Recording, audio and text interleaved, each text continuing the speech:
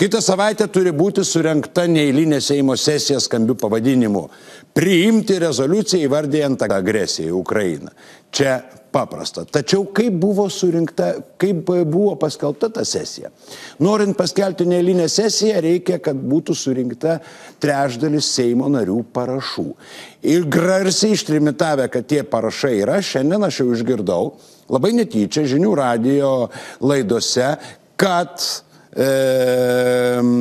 konservatoriai pareiškė, jog mišrios frakcijos balsai arba nariai verčiami atsiimti balsus. Todėl pradėsime šią laidą nuo įdomaus dalyko.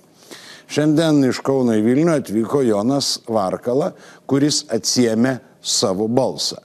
Sakykit, kaip ten su jūsų parašu dėl neeilinės sesijos? Ar jūs žinojote, kad jūs pasirašote dėl neeilinės sesijos? Ar jūs tikrai pasirašėte ir ar jūs vertė ir įkalbinėjo galų galę tą parašą pasimti? Niekas manęs nevertė, aš labai nustebau, kad aš esu pasirašęs dėl neeilinės sesijos, kadangi nuo rudens sesijos pabaigos iki dabar aš tik vieną vietoje esu pasirašęs, todėl man buvo siurprizas. Gal rudens sesijos pabaigoj pasirašiau, aš taip negaliu teikti, bet aš tą parašą atsiėmiau, nes aš nepritariu tokiem dalykam. O kaip ten įvyko, aš tiesiog, man buvo siurprizas, kada kolega sako, kad aš pasirašęs, sakau, negali būti. Gal aš nesupratau tų kolegų, kurie man padėta raštą, nes, žinot, būna teikia projektus, ką negaliu, suprantat, man tai buvo siurprizas, kad aš esu pasirašęs. Galbūt aš jau labai pasenęs, negirdėjau ar kaip nors, bet man tai buvo netikėtumas, didelis netikėtumas. Parašas kaip ir mano, negražiai parašyta tenais, gal aš bekinių buvau, nežinau, bet, galbūt, neneigiu, kad aš galbūt tikrai pasirašęs, bet kaip ten buvo, aš nežinau. Bet ar yra įtarimų, kad galbūt galėjo būti ir suklastotas? Matot, gal bekinių rašiau aš tenais, tas parašas tikrai panašus labai į mano, bet tas kaip ir vardas pavardė, nežinau, aš negaliu teikti, nežinau, čionais tos visas, apskritai man toksai malūnas yra labai slegia, kada, va čia projektą teikiu, o čia triukšmas baisiausias, dešinė su kairė tenais kažkoks, man apskritai nėra toks tiesos kažkoks siekimas, bet kažkoks reginys. Bet jūs faktą, gerbiamas Jonai, galite patvirtinti, kad jums nebuvo pasakyta, kad mes renkame parašus dėl neeilinės sesijos sušaukimo. Aš tokio dalyko neatsimenu, bet man atrodo, kad tikrai. Mėlėjai, dabar pristatau mūsų laidos svečius iš karto klausimą, kurį mes užduosim čia bendram kontekste. 5. kolona, socialdemokratai skaldo Europos Sąjungą ir dirba Rusijai, skalūnų dujos Rusijai, karas, šantažas, terorizmas. Ar sukeliama baimė, skleidžiama baimė tapo rinkimų dalimi? 16:2 taip, 16:3 ne. Ekonomikos daktaras Algimantas Matulevičius, signataras Zigmas Vaišvila, pulkininkas leitenantas Kastytis Braziulis ir Seimo narys Jonas Varkala. Mėlėjai, jūs girdėjote, ką pasakė Jonas? Nei vienoje žinių laidoje juostelė tai nepraėjo. Jūs galite trumpai įvertinti, kokiu būdu veikia Seimo nariai, deklaruodami aukštus tikslus, reiškia kuo greičiau ištirti darbo partijos finansavimą per savivaldos rinkimus, nors čia akibrokštas, aš nesuprantu, finansus prižiūri vyriausioji rinkimų komisija, prie ko čia Seimo antikorupcijos komitetas, kuris būtinai tą turi užbaigti iki vasario 18 dienos, prie ko, Ručys, teisinė neliečiamybė, 10 prasideda sesija, 12 reiškia komisija turi pateikti išvadą. Keistai, viskas labai jau čia susijęs su rinkimais, bet šiuo atveju galimas parašo klastojimo precedentas Seime. Ir iš ko? Iš opozicijos. Pakomentuokit, jeigu galite. Galima labai tiesiog, aš... Ir tai sako žmogus, kuris... Nušiurpau, išgirdęs gerbiamo pono Varkalos arba gerbiamo Jono, taip kukliau kalbant, labai kuklaus žmogaus, aš suprantu, jūs pažįstu labai gerai ir už tai jis labai atsargiai sako. Bet iš tikrųjų aš matau iš akių, kad jis to nepasirašė bent po sesiją. Nes parašus neeiliniai sesijai, kiek žinau, brolis man sakė, nerinko dar iki 23 gruodžio. Reiškia, triukšmo negalėjo būti, negalėjo tie parašai būti renkami iki 23 gruodžio. Sesija baigėsi prieš Kalėdas ir sesijos daugiau nebuvo.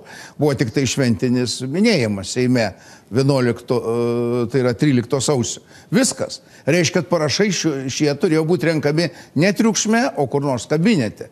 Taip, kad čia akivaizdu, kaip sakė profesorius, kuris tuos žmonės praktiškai pagimdė, kas galėtų paneigti. Bet jeigu tada taip, tai čia jau nebe sąmokslo teorija, bet iš tikrųjų, nu, kaip pasakyti, tai yra bjaurus, mano supratimu, kažkoks bjaurus kriminalas. Nors Lietuvoje tai tampa vadovėliu. Aš tik tai vieną atvejį, kai Algirdas Patackas, tai ten tik tai buvau, aš apskritai, galima patikrinti, aš apskritai buvau kiek Seime atėjęs į Seimo rūmus, nes aš daugiau turėjau reikalų Seimo rūmų. Tai aš nuo rudens sesijos pabaigos iki dabar esu tik tai vienoje vietoje rašęsis. Aš nežinau, kada tas buvo renkami, gal rudens sesijoje, štai tada rudens sesijoje. Ne, rudens sesijoje negalėjo būti renkami parašai vasario 10. Taip, ne. Matot, čia Lietuvoje. Ne, taip nesidaro. Kastyti, jūsų komentaras. Štai tikrai, kaip jūs sakot, ar tai yra normalu, ar jau šį kartą precedento neturintis atvejis? Na, ten, kad kortelė balsuoja, bet čia galimas parašo klastojimas. Sacharukui byla? Tai čia baudžiama byla turėtų būti iškelta, jie turi būti išsiaiškinta, ar tas parašas autentiškas ar neautentiškas. Aš manau, kad iki gruodžio 23 dienos tai tikrai net tokios minties nebuvo apie neeilinę sesiją. Bet dabar, kodėl ta mintis gimė ir kodėl tokiu būdu renkami parašai, tai yra didelis klausimas, reikia gilintis, reikia aiškintis. Bet man tai asmeniškai jokių kažkokiu tai nuostabių, nusistebėjimų tas dalykas nekelia, kadangi kiek mačiau, kiek pats buvau Seime, tai matau, kad kartais ten tie žaidimai arba žaidimai procedūromis yra kur kas aukščiau ir svarbesni negu įstatymai, o kartais net pati konstitucija. Tai čia nieko nuostabaus. Zigmai, trumpas, ir prieš reklamą jūsų paskutinis žodis. Duotų klausimų. Iki 23 nerinkta, po to Jono ir lyg ir nebuvo Seime, parašas yra. Aš tikiuosi, originalus dokumentas nedings, nes pagal kopiją klastojimą nebenustatys. Tačiau, jeigu kalbėti rimtai, tai akivaizdus blefas, nes puikiai žinome, kad ir pozicija, ir opozicija siekia, kad būtų sušaukta neeilinė sesija. Tačiau kompromisas nerastas buvo ir dar prieš savaitę, ten apie sausio 13, visi puikiai žinojo, kad nesusitarė ir nėra. Reiškia, viskas buvo užsukta dabar naujai, kaip sakai, Arnai, kariauti reikia. O kaip dėl šito parašo? Tai jeigu žmogus sako, kad dabar nepasirašinėjo, tai akivaizdu yra, kad visi tie dalykai buvo daromi tik tai dabar. Gerai, po sausio 13, gerbiamas Jonai, jūs buvote Seime? Matot, po sausio 13, kada rinko, matot, aš tikrai negaliu pasakyti, kada rinko Patacko peticijai, tik tada aš esu kažką pasirašęs, daugiau neatsimenu. Bet ten tikrai nebuvo tas lapas dėl neeilinės sesijos. Ten buvo dėl litų nesunaikinimo, nes man apskritai euras ir taip pat netrodo Lietuvos. Tai yra du skirtingi dalykai. Arnai, aš patvirtinu, nes kaip tik tuo metu buvo ir mūsų siūlymas dėl euro išsaugojimo. Atsiprašau, lito banknotų išsaugojimo ir monetų, kad nebūtų sunaikinti, ir tuo pačiu buvau pasiūlęs, kad kitas Petro Gražulio projektas dėl referendumo sumažinant nuo, reiškia, 300 000 iki 200 000 kartelės ir paskelbiant kartu su savivaldybių rinkimais referendumą. Tai tada ten dar dėliojasi ir kiti klausimai, opozicija norėjo ten tuos visus, reiškia, baudžiamųjų bylų klausimus ir kompromisas nebuvo sudėliotas ir visi ramiai įsiskyrė, nebus jokios neįvykios. Čia kokia data buvo? Tai buvo tikrai prieš sausio 13. Tikrai prieš sausio 13. Jūsų nuomonė, Taip. šitie parašai surinkti po. Taip. Jono Seime nebuvo. Sąmokslo teorijoje reklama. Tada niekas nerinko tiesiog. Taip, sąmokslo teorijoje reklama.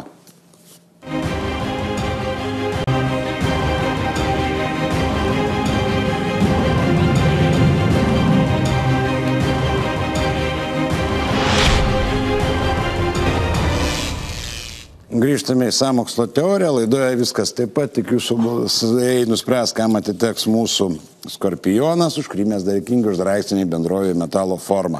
Ar skleidžiama baimė tapo rinkimų dalimi? Daktaras Algimantas Matulevičius, signataras Zigmas Vaišvila, pulkininkas leitenantas Kastytis Braziulis ir Seimo narys Jonas Varkala, kurio parašu galimai neteisėtai buvo surinktas reikiamas parašų kiekis skelbti neeilinę sesiją. Na, aš tikiu, kad šitas dalykas turės atgarsį, nes tuo labiau dar paskambino man vienas Seimo narys, ką tik reklamos metu ir pasakė, kad ir patvirtino, kad iš tiesų Jono pastarąsias 2 savaitės Seime nebuvo. Mes apie neeilinę Seimo sesiją, mėlyje, jūs kada išgirdote? Prieš kokias 2 savaitės, kai buvo Pabedinskienės skandalas, kai išryškėjo pirmieji, ne anksčiau darbo partijos finansavimo reikalai į savivaldos rinkimus, kai žmogus neuždirbdamas arba uždirbdamas 2 metų algą atiduodavo partijai, tada mes išgirdome pamąstymus, kad galbūt reikia kviesti neeilinę sesiją.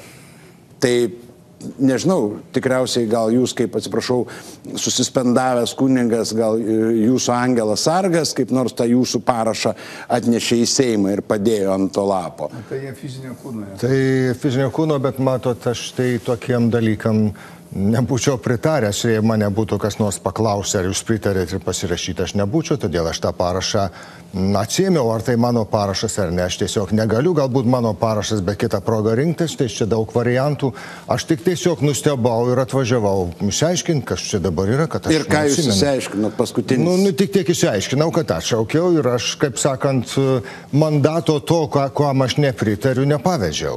Aš žodžiu atsiimdamas tą, savo valią kaip vienas iš Seimo narių pareiškiau, kad aš nepritariu tą. Bet jūs visi sutinkat, kad čia yra baisu, kad čia...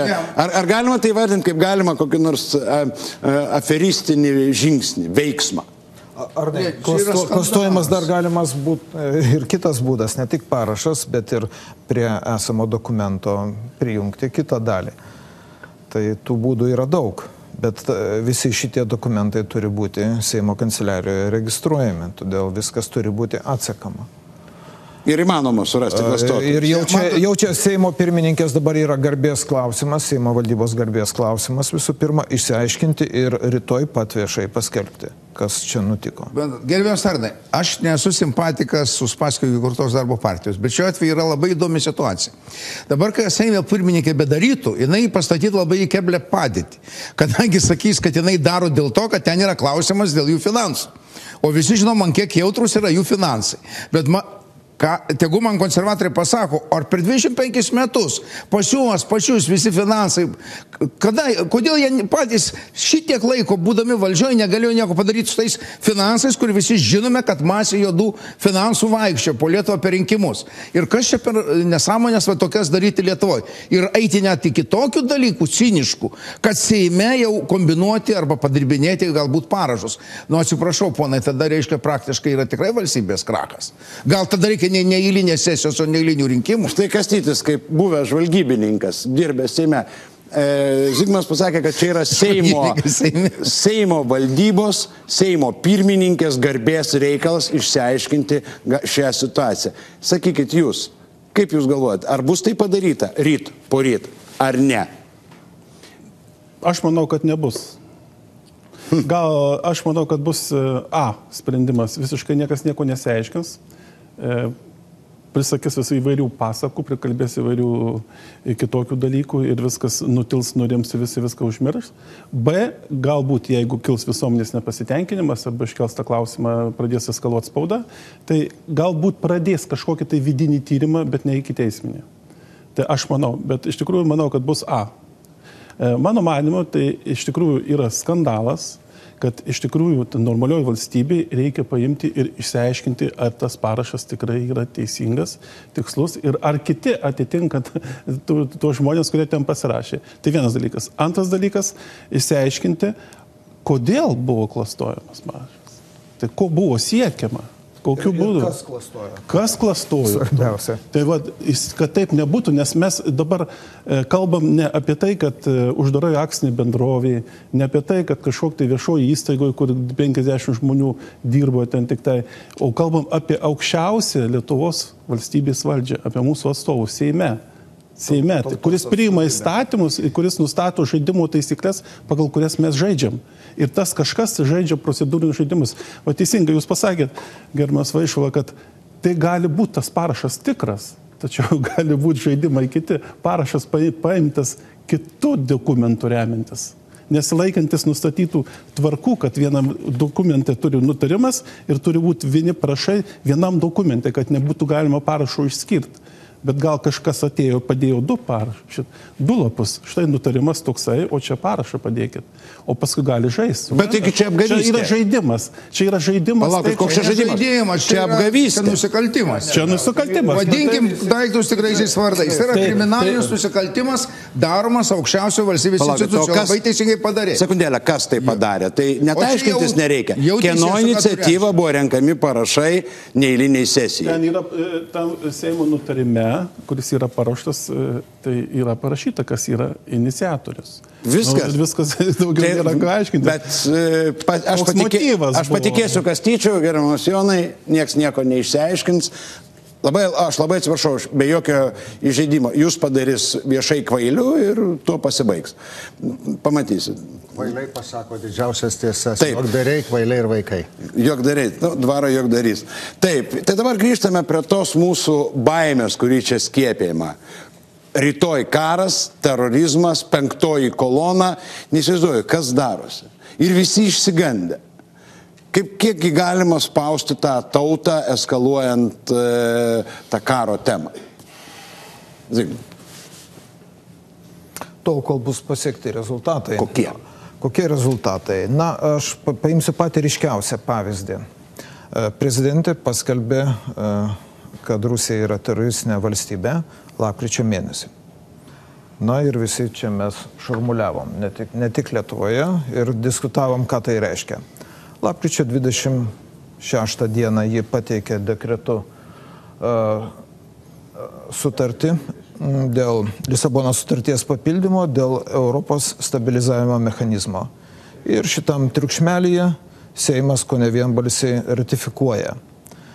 Mes įsijungiame į šitą mechanizmą, pagal kurį iš mūsų gali bet kada pareikalauti bet kiek ir per 7 dienas sumokam. Tai vat, tyliai ramiai per 3 savaitės patvarkomas dalykas, kuris apžaidžiamas po to pavadinamas konstituciniu įstatymu, prijungiamas prie konstitucijos ir konstitucinis teismas visada išaiškins, kad čia yra viskas konstitucija mūsų. Taip yra žaidžiami žaidimai, darant rimtus reikalus. Manau, kad vėl reikia žiūrėti tuos klausimus, kas tai yra. Ir jeigu yra klausimas dėl litų ir banknotų ir monetų išsaugojimo, pirmin, valio, gerbiamas Varkala pasirašė, kodėlgi ne, prie šito klausimo einam. Bet neeilinėje sesijoje gali būti tik tie klausimai, kurie yra prašomi į jo darbotvarkę, pildyti negalima. Ant stalo darbotvarkė tada būtų lengva spręsti, ką čia prakišnėjama. Girdėjom, kad gali būti visuomenės informavimo įstatymas. Nu tai dar vienas žingsnis į mūsų sklaidos apribojimą. Gal po neeilinės sesijos Arnai tavo laidą ir uždarys. Nu, tai... Ne, aš tarp kitko, po kiekvieno... Bet čia, žinai, nedaug dėvė tas juokas, žinai, kad nebūtų pro ašaras. Iš tikrųjų, gerbiamas Tardai ir mūsų žiūrovam norėtųsi pasakyti, Lietuvoje skandalai, žinokit, ne šiaip sau sukūrėmi. O kyla tam tikras šurmulys ir Zigmas čia labai teisus, kad po to šurmulių prastuminėjami dalykai. Gerai, daktarė, ką dengia Andriukaičio skandalas, kuris, reiškia, skaldo Europos Sąjungą ir neva jo sekretariatas išsiuntė dokumentą, leidžiančią Rusijai dėrėti su atskirom valstybėm? Visų pirma, kada pati Lietuva, delegavusi komisarą į Europos komisiją, pradeda jį konį veikti ir pirmie asmenys į tą visą įsijungia, tai čia, mandagiai sakant, yra labai netaktiška ir nekultūringa, aš sakyčiau. Tai vienas dalykas, nes tai yra mūsų žmogus. Pažiūrėkite, kokius daro Kliurkas ta aukštesnė, tarkim, komisarė, ta aukšto įgaliotinė iš Italijos, bet aš negirdėjau iš Italijos pareigūnų aukštų, kad jie ją kritikuotų, visų pirma. Antra, mano supratimu, šiandieną Lietuvoje vyksta toks šliaužiantis perversmas, nes yra šalia to, ką jūs išvardinote, karas, isterika, bet labai nekaltas dalykas. Reikia priimti ir pasakyti tai, ką jau pasakė Konstitucinis teismas, dar kažkur nori įteisinti ar Seime, ar kur jau girdėjau, kad reiškia, žmonės surinks 300 000 parašų, bet referendumų galbūt Seimas nuspręs neskelbti, nes gali taip prieštrauti Konstitucijai. Iki ko čia daėjome? Taigi patys žmonės per referendumą gali tą pačią konstituciją perrašyti. Jie turi pilną teisę. Ir kada Islandai, bankai ten bankrutavo, Islandai prabalsavo referendume, kad negražinti aferistam, finansistam pinigų. Tarp kitko, Amerikos pagrindė bankai, jie neįsigando, tie Islandai savo didžiulių kaimynų ir nesugadino net santykius to pačią Ameriką ir toliau gražiai gyvena. Bet pinigų milijardinių negražino spekuliantam finansiniam. Ir paskui jie priėmė naują konstituciją. Tauta visą dalyvavo tam procese. Pas mus apie tai tarp kitko nerašė, nes bijosi tų dalykų. Mano supratimu, vyksta Lietuvoje labai gražiai kalbama. Iš vienos pusės Europa, demokratija, o iš kitos pusės toks šliaužiantis, aš bijau to žodžio panaudoti, bet nesakyčia diktatūrinis, bet iš tikrųjų tam tikrų klanų, apie kuriuos aš tada garsiai pasakiau dar 2007 metais ir už ką nukentėjo pulkininkas prieš mane stovintis ir man labai atvirai kalbant, kaip būsiam politikų prieš jį yra gėda ir jo kolega, ir dar kiti padorų žmonės saugume nukentėjo, kurie nuoširdžiai prisiekė valstybėje tarnauti ir rezultatai jie buvo niekam nereikalingi. Ir man už tai kliuvo, bet noriu tik užbaigti mintį. Gal ir tau, kad neklius, ačiū, bet būtų gerai, kad nekliūtų.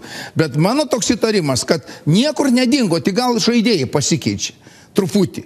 Bet vyksta tas žaidimas, ką ir Rūta kolegė tavo aprašinėja tam tikrose knygose ir panašiai. Jūs turite minėti dinastiją Landsbergių gyvenimo istoriją. Tame tarpe. Ir galų galę turėt knygos tas istorija visa ten ir panašiai. Kad su ta lietuvėlė taip žaidžiama, kad jie mūsų vargšai žmonės paskui sako, varykit jūs iš tos Lietuvos, nes jau čia baisu daro. Šiandien Pavalkis iš viso dėjo akibrokštą. Norit jaunimas išvažiuoti pirmin? Jo, čia taip... Švietimo ministras. Rytoj turėtų būti ministras. Iš kur ta baimė tokia Lietuvoje? Ir kam jinai gali padėti? Aš vis tiek suprantu, kad viskas tai yra rinkimams. Paskui baigsis tos visos isterikos. Čiagi šeštadienį parodė reitingus visus. Kiti rinkimai. Tai per 1,5 metų gal atsipūsim, prašau. Rinkimai per rinkimus ir niekas nėra svarbus. Tai ką visą laiką gyvensim baimėje ir kare? Visiškai teisingai. Kova dėl valdžios, kova dėl lovio, kas laimės, tas gerai gyvens. Pirmas dalykas, ką aš noriu pasakyti prieš tai pasakydamas toliau. Vyksta karas. Taip, vyksta karas, aš esu už Ukrainą. Ir aš esu už Ukrainą. Aš labai pergyvenu, Ukrainos teritorijoje važinėja priešo tankai, Rusijos tankai, niekas jų nekvietė, niekas jų neprašė tenais atvažiuoti, yra žudomi žmonės. Tai yra mano nuostata ir tai yra labai blogai. Antras dalykas. Lietuvoje taip pat vyksta karas, tačiau informacinėje plotmėje. Vyksta. Yra tenais žmonės, kurie Facebook'uose, socialiniuose tinkluose dirba, yra ta pati agentūra žvalgybos Rusijos, kuri labai aktyviai šiandien reiškiasi, judina, balansuoja, išbalansuoti, išderinti, kabinasi prie visokių problemų vidinių Lietuvos ir taip toliau, jas kelia į viršų, taip toliau, išnaudoja tą situaciją vien tik tam, kad parodyti, kokia yra pas mus ta bloga valdžia, iškrypusi Europą ir taip toliau. Tačiau su šita informacinių karų turi kovoti atitinkamos tarnybos ir atitinkamos institucijos. Žmonės į šitą kovą neturėtų būti įtraukiami. Žmonės reikia supažindinti ir ruošti galbūt galimioms pasiekmėms ar kokiems nors procesams, kurie būtų nemalonus. Tačiau juos bauginti žmonės, kiekvieną dieną važinėti užsėdus ant tanko arba sakyti, kad tuoj mus užpuls ir tuoj mes turėsime labai rimtų problemų, gazdinti, kad jie bėgtų, pirktų cukrų, miltus, negalima jokiais būdais tai daryti. Bet po sekmadienio laidų tą norisi daryti. Jeigu taip yra daroma, tai reiškia, yra siekime kitų tikslų. Mes pasižiūrėkime, koks yra artimiausias labai svarbus įvykis, kuris įvyks. Nu, rinkimai, tai viskas aišku. Viskas yra daroma dėl rinkimų. Jeigu taip yra daroma. Aš suprantu, kada yra priimami įstatymai, kurie padeda toms institucijoms kovoti su informaciniu karu, kovoti dėl žmonių galvų. Tačiau aš pats dalyvau vieno įstatymų parengime ir tas įstatymas Seime nesusilaukė palaikymo. Jisai buvo procedūriniais žingsniais nužudytas vien tik savo užuomizgos kely. Tas įstatymas būtų padėjęs kovoti būtent prieš tuos, kurie skleidžia tą ideologija, kuri mums netinkama. Suprantat, tie, kurie kviečia žudyti žmonės, tie, kurie agituoja, atsiskirkim, ten Vilnių atskirkim, Šalčininkus atskirkim, tenais ir Klaipėdos kraštą ir taip toliau. Uždaryk Tomaševskį kalėjimą ir nebereiks jokių kalbų apie atsiskirimą. Tai aš sakau, kad žodžiai... Tai yra kenkimas valstybei, kalėjimą, baudžiamąją bylą ir... Žodžiai, taip, žodžiai skiriasi nuo veiksmų. Štai čia turėtų labai aiškiai dirbti struktūros, institucijos ir tas, kas peržengia ribą, jisai turi atsakyti. O žmonių bauginti ir įtraukti į tą menamą kovą kol kas... Tai kad institucijos dirba, struktūros dirba, paleidinėja nusikaltėlius iš teismo salės. Taip, jūs man galite pasakyti, kieno arkliukas yra rusų baimė, propaganda ir karas? Kokios čia partijos? Ne, tai visa tauta žino. Jo, visa tauta. Ta, kuri labiausiai myli Lietuvą. Taip. Gerbiamas Jonai, jūs kaip sielovadininkas buvęs, ar neskaudu tai matyti? Kad nuo pačio paprasčiausio galimai padirbto suklastoto jūsų parašo, arba jeigu nesuklastoto, tai pakišto kitokio popierėlio, lapo ir panašiai, iki tos didžiosios baimės. Tai baimė toks kalėjimas, kurį žmogus nešiojasi su savim, tai yra pigiausias kalėjimas, jis neperžengia dažnai tos baimės.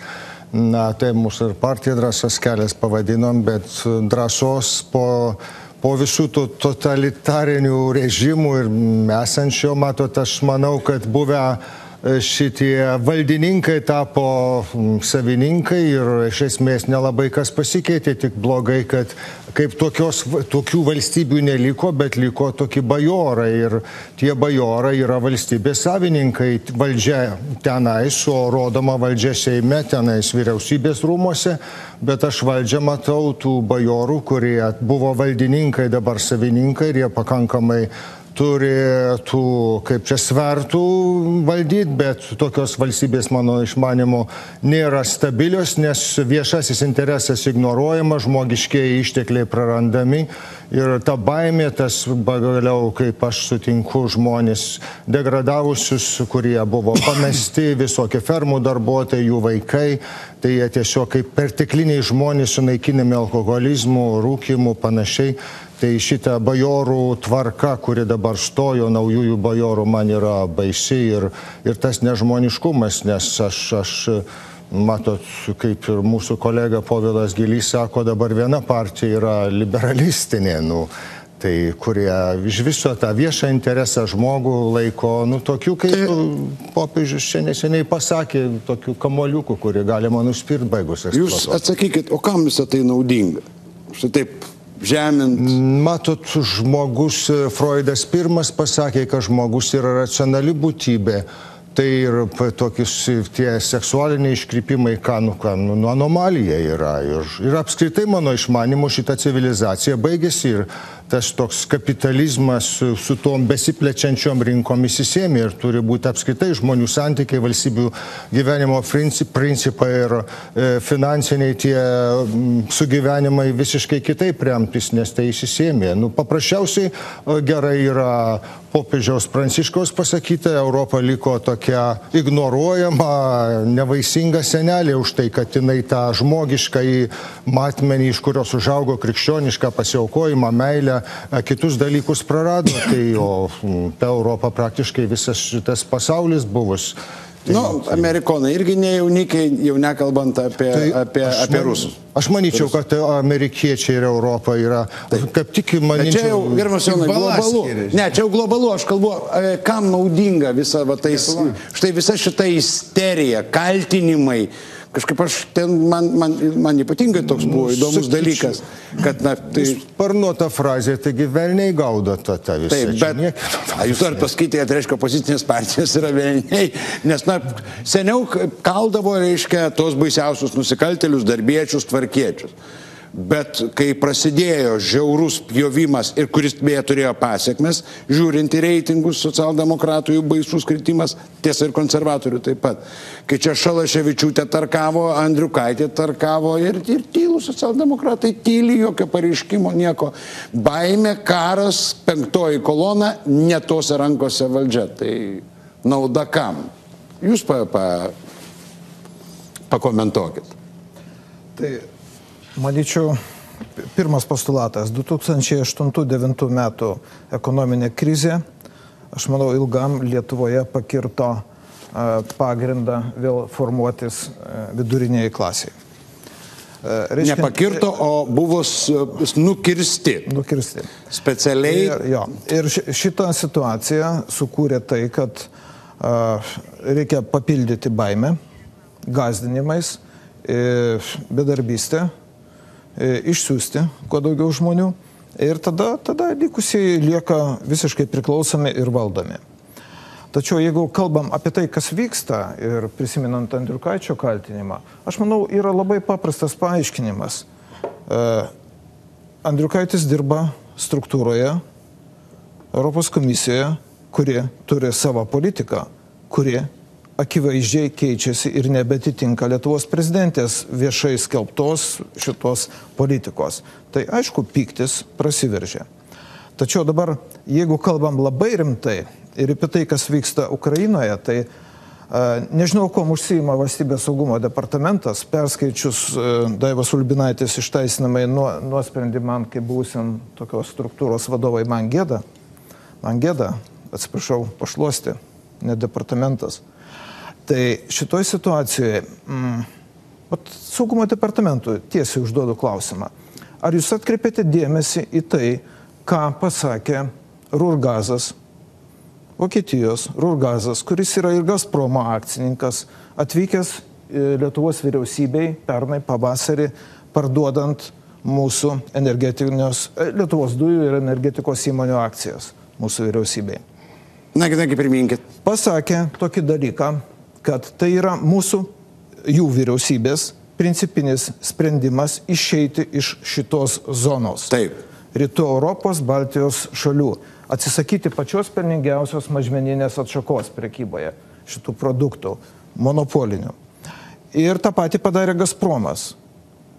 Visų pirma, saugumo departamentas iškart privalėjo reaguoti, dirbti tą kryptimį ir vadovam valstybės dėti pažymą ant stalo. Kas darosi? Kodėl šita zona tampa tokia, reiškia, iš kur išeina sutartinai gigantai? Nu, aš nesakysiu skambiai, čia gal naujas suokalbis Ribbentropo-Molotovo, bet tai yra toks pagrindas, toks aiškus, nes ir Gazpromas, ir Rurgazas be savo vyriausybių tokių sprendimų nedarytų. Todėl neapsimeskime naivoliais. Turit kas atsakymą? Ukraina padalinta, ar vėl nežinau, kas ten padaryta, buvo dar 13 metų rugsėjo mėnesį Jaltoje. Visi žinom, kas ten po to toliau kaip dalinasi, ką nepasidalina, čia jau kiti klausimai yra. O mes turim gyventi savo galvą ir stiprus ir galvoti apie tai, kas vyksta. Mes turim gyventi savo galvą, bet mes gyvename baimėje. Sąmokslo teorijoje reklama.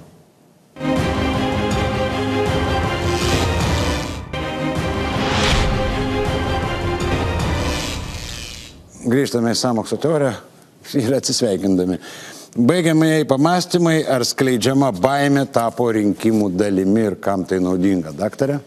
Suprantat, jeigu būtų tik tai rinkimų dalimi dar kažkaip tuoj greitai teisti rinkimai, praeis ir pamiršėme mes. Lietuvoje visą laiką rinkimai. Bet ne vien rinkimų čia yra problema. Čia yra problema, kad mes jau gyvenam permanentiškai 25 metus, tuoj va dabar 11 kovo bus, ir kad ta baimė, ta suskaldinimas žmonių, nekonsolidacija praktiškai prasidėjo nuo tada, kada buvo pradėtas likviduoti sąjūdis. O čia yra klausimas labai didelis, daug yra pamastymų, atskira laida ir siūlau pamastyti šitą kryptim.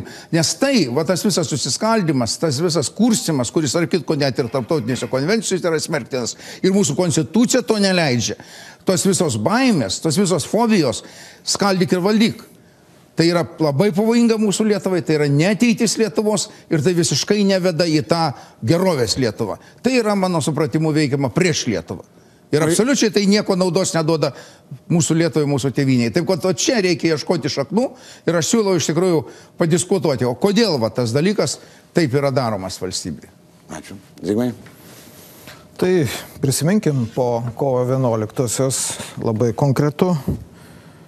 Lietuva suskilo į dvi dalis jau prieš kovo 11-ąją. Į Landsbergio ir Brazausko Lietuvas ir dėja nerado sprendimo. Ir estafetę perima kiti žmonės, kaip ir estafetėje yra tie, kurie perduoda lazdelę ir tie, kurie perima ir dėja pakilti aukščiau viso to, pakilti aukščiau susiskaldimo asmeniškumo nuo savo naudos siekio nesugebama ir nesugebama rasti bendrų tikslų. Tai yra pagrindinė mūsų problema. Ir tas skaldimas tęsiasi. Dabar dar prisideda visuomenės informavimo monopolio klausimas, bet kurios alternatyvos uždraudimas. Kad būtų viena televizija, nors negalima įstatymų jai transliuoti reklamos. Jinai tą viską performavo ir transliuoja toliau. Labai gerai atsimenu tuos laikus, kai visur buvo viena televizija, vienas radijas. Ir kai... Nesate daug vyresnis, aš irgi puikiai atsimenu tuos laikus. Taip, ne, gerai. Aš noriu pasakyti, kai Lietuvos televizija pradėjo rodyti naktinę programą, koks tai įvykis buvo Maskvoje, o kažkas atsitiko kitaip. Dabar bus dar kitaip. Stabdau balsavimą. Kastyti. Du dalykus noriu pabrėžti. Kodėl baugina žmonės? Mano manų pirmas dalykas tai yra rinkimai. Tai labai paprasta, labai smagu, labai konkretu ir aišku iškėlė šitą kozirį arba sisėda šito balto žirgo ir joji. Baugini, joji, balsuokit, mes jūs išgelbėsim.